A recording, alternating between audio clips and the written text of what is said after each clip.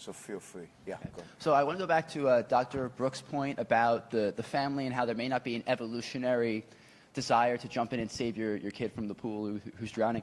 But I think in terms of people in general, part of me wonders if there's an element of tribalism that is inevitable, because even before the capacity to reason or philosophy, people still formed groups, or humans still formed groups in order to survive. So I want to ask all the panelists, is there an element of this that is inevitable, an element of tribalism that is inevitable, or does that ultimately reduce back to the individual? Anyway, I just was wondering about that.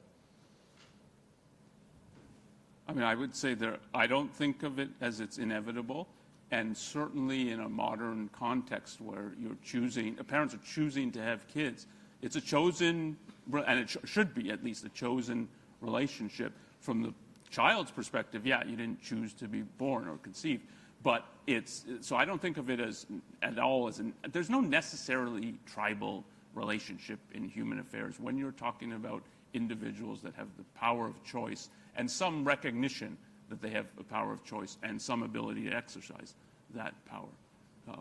It often can descend into a tribal kind of, it's our family, right or wrong, but there's no reason it has to start like that. And I think for many families, it's not like that and never was like that. I think tribalism is a default. It's what people default to when they don't reason and when they don't recognize themselves as individuals. That makes sense. Because if you're relying on emotions rather than reason, because that's the only choice you have, right? It's either emotions or reason. Then if you can't think, then life is scary. And I think people get scared when they're not reasoning. And the tribe is a way for them to get comfort, not to eliminate the fear, because the fear still exists, but to get comfort from other people who are afraid like them. So I don't think it's genetic. I think it's a default of not thinking and therefore looking for a group to shield you from reality, which is now the enemy because you're not using your mind to actually engage with reality. Yeah, the only thing I would say, and it's kind of murky even in my own mind, but I would say something like this.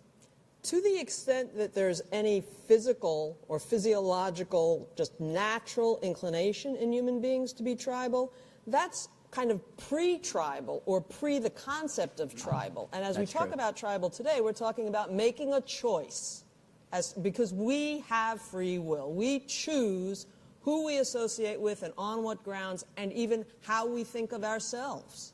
And, what do I identify with? So in that sense, I completely agree. There's nothing inevitable about our being tribalists. And I think it's dangerous it's good to raise this question and this issue and to try to sort out what I've only said murkily, but I think there's something to anyway, I won't repeat myself. Thank you. Greg? Yeah, so there was a lot of discussion